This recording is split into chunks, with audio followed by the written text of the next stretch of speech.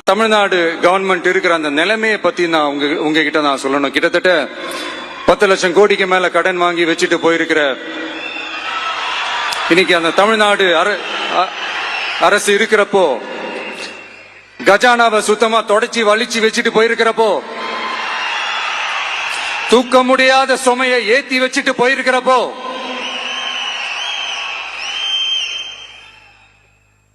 அப்படிப்பட்ட ஒரு நிலைமையில தான் இந்த பொறுப்பை நம்ம கையில் எடுத்திருக்கிறோம்.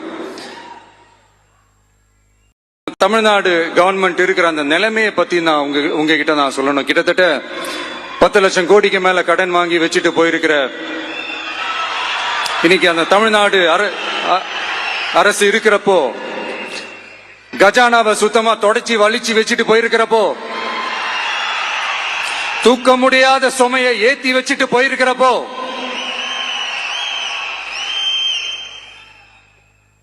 அப்படிப்பட்ட ஒரு நிலைமையில தான் இந்த பொறுப்பை நம்ம கையில் எடுத்திருக்கிறோம்.